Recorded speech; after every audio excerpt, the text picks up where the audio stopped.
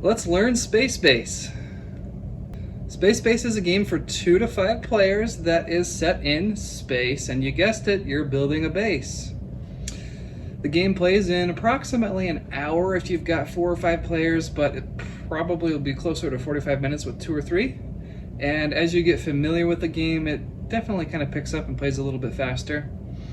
In the game, each player takes on the role of a Commodore in command of a fleet of ships, building up your base. Your base is represented by the player board here. You'll see it's divided into 2 sections. You've got the top section where you've got ships, and the bottom section where you can keep track of resources and points. Before we jump too far into this, let's first take a look at the anatomy of cards. For this ship, you will see up in the top left, this is the cost of the card, 3 coins. On the top right, you'll see that this is a sector that the ship belongs in. You'll see a blue section with 2 victory points, and you'll see a red section upside down that shows 1 victory point and 2 coins. Now, as you play the game, you're going to be purchasing more ships with coins and placing them in the sectors that they are allowed to be in. Sectors go 1 through 12. And from there, you're going to use your ships to acquire more resources, to acquire bigger, better ships, to acquire points. You're going to be building an engine. You'll want to refer to the rules for setup, but you can also refer to this video for how to set the game up. I've got this set up for 2 players. Of course, you can't see the top player that great, but setting up more players is simply setting up more player boards like this.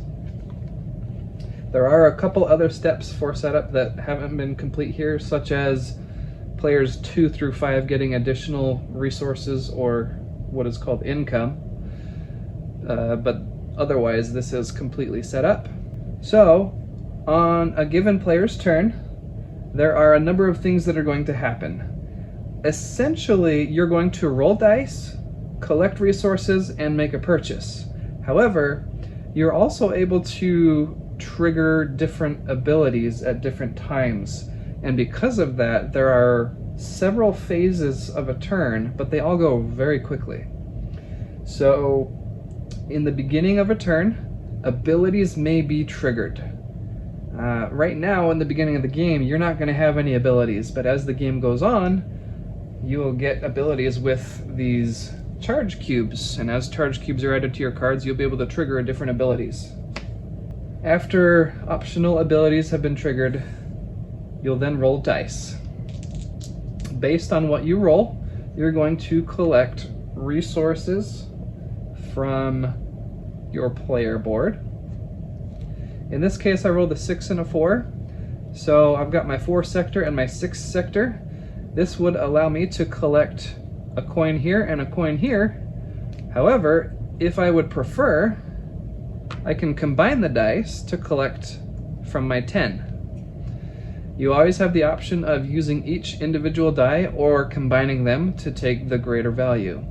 The ships that are kind of up through the higher range here typically have better rewards, whereas the lower ships, you can collect them much easier. For example, if I roll a 1 and a 2 or a 2 and a 3, well, I can collect from both ships. So the rewards down here are going to be a little bit lower than they are up here. After you collect your rewards, you may have some other abilities that you may wish to trigger at this time. Again, in the beginning of the game, you probably won't. And then at this point, you may buy a card. So purchasing a card is pretty simple. You simply have to have enough coins to purchase from the shipyard.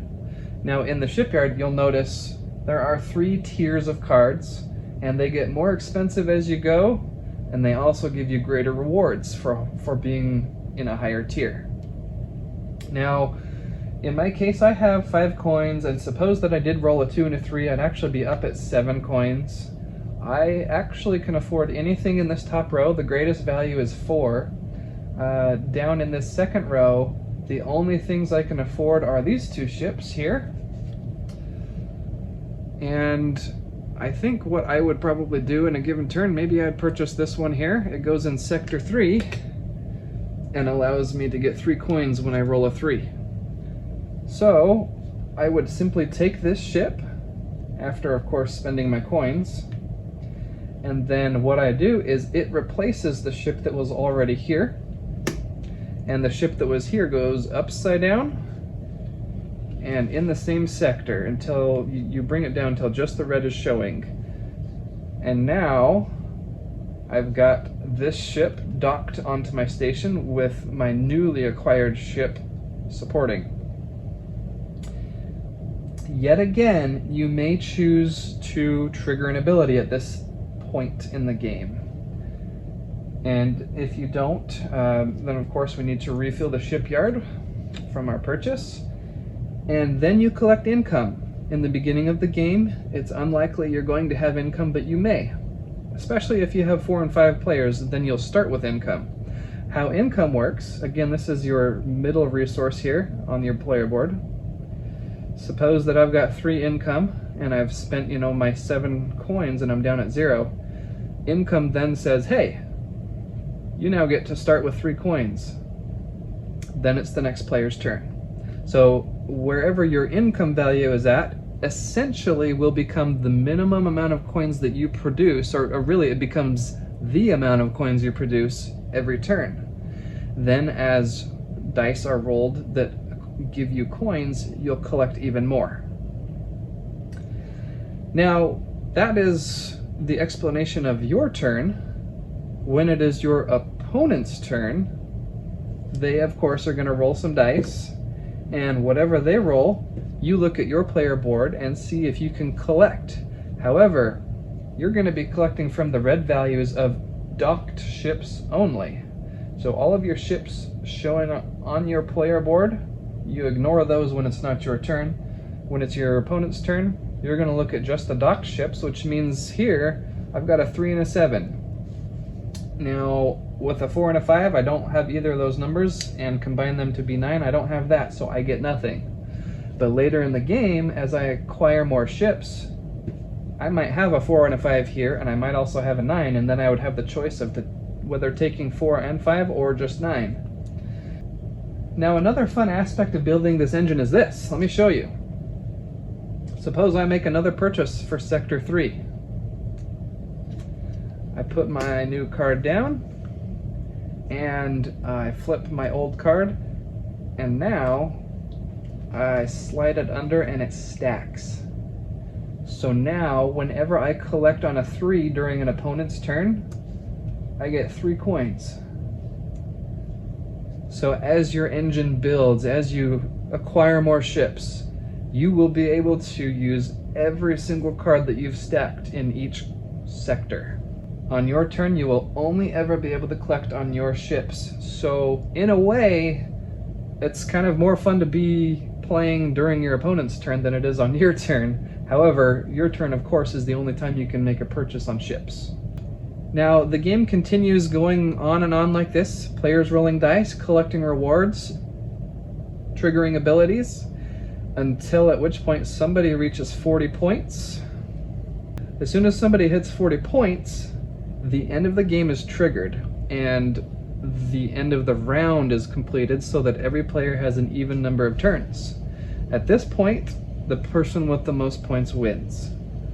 If 2 or more players are tied for the most points, then you play another round, and after that round is over, check points and see if anybody has the most. If not, play another round, and do this until there is one winner. Something else that's important to know is that the player boards go up to 40 for your resources and points, but that is not a cap. You can have more than 40 of anything. So what they recommend is to take a charge cube whenever you go over 40 on something to represent that you have 40, and then bring your cube up to whatever other value. So here I'd have 48 points. Now there are a couple other aspects of the game that I need to explain more thoroughly before you're ready to play. One of them is colony cards, and then the other is the abilities. Colony cards are interesting. They are a card that you typically want to get towards the end of the game, but you can get them whenever you want. They are very simple. They have their cost in the corner, they have the sector they belong to, and they simply award you victory points. And the unique thing about them is once you purchase them, that sector is no longer usable for the rest of the game. So if I were to put this here, I could never purchase anything for Sector 1, and I can only collect from Sector 1 on opponent's turns. Now, that's why you want to use them probably towards the end of the game, because obviously you don't want to block all your sectors off, and they do get pretty expensive. You'll see that the 12 sector costs 42 coins, but it does award 14 points, which is more than 25% of the whole points you need to win. Lastly, let's cover abilities. There are quite a few different types of abilities, and you'll see out here there's also a green color. So how the green works is you can use a green ability during anybody's turn. So again, blue is your turn, red is your opponent's turn, and green is any turn. Now, there's a couple other things to describe here. This blue square is simply an empty square, and you may be wondering, well, what do I do here? This is where the charge cubes come into play. Anytime you see this tiny little circle icon, that's going to indicate to you, oh, this card needs charge cubes or I cannot activate its ability. So this is a Sector 4 card. During your turn, if you roll a 4 or 2 2s or whatever, you then place a charge cube on the card, and from here this card's ready to be used. You can use it immediately, you can save it for an opponent's turn, you can save it for another one of your turns. It is up to you when you use this card. So the ability on this card, you'll see it shows 2 dice and an arrow. That means you're going to combine the 2 dice that were rolled, whether it is your turn or an opponent's, and then you're going to add 1, go 1 sector to the right of that. So if you or an opponent rolled a 10, then you spend your charge cube and discard it, and then you'd use Sector 11's rewards. You'd collect from Sector 11 instead of 10. So this can be a pretty powerful thing to do if you've really stocked up like one number, and suppose 7 statistically is the number that will get rolled the most, and if you really stacked up a lot of cards on your 8, you'd want to use this on an opponent's turn whenever they roll a 7 to just really get the rewards that you've stacked up on 8. Now on the flip side here, if this card was covered on your player board like so, you'll see there's 2 red squares. You have to collect 2 charge cubes from opponent's turns before you can use it, but it's the same ability.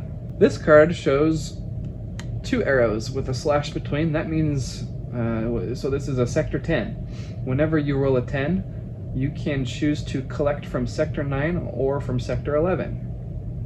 Same goes when an opponent rolls a 10. Collect from Sector 9 or Sector 11. I didn't explain before, but if you collect on a sector where there's a ship, the ship icon, that just simply means go up on victory points. This one allows you to collect 5 coins as well as income. Move up 1 on your income. Alright, this one's a little more complex. So we have 4 spaces for charge cubes, but then we see little dots inside.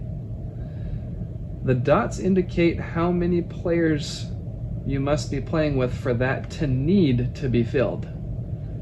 So in a 2-player game, the top 2 cubes, well really in any player count, the top 2 cubes need to be filled. In a 2-player game, you need a 3rd cube. In a 5-player game, you need a 4th cube. So for a 4-player game, you only need 2 cubes. Once you've got all those cubes charged up on your turn, you may collect 20 coins by spending your charge cubes.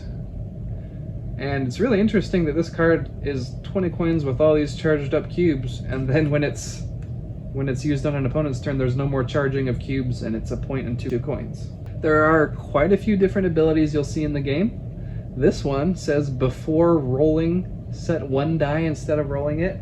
So when you spend your 2 charge cubes, you can place 1 die on any number you want and then roll the other, plus collect a coin. This one's great. It's a Sector 11, so it's not going to be rolled often, but when it activates, you can claim a level 3 card and a level 1 card without even buying them, and then after after you've rolled your dice and you've collected your resources, you then can make a purchase again. You could get 3 ships in 1 turn with this card. When it is docked onto your station, you still claim a level 3 card. However, it requires 1 charge to do so. There are some other abilities. I don't have them out in my setup of this game, but I'll just explain them quickly. They're pretty self-explanatory when you see them. The cards explain them.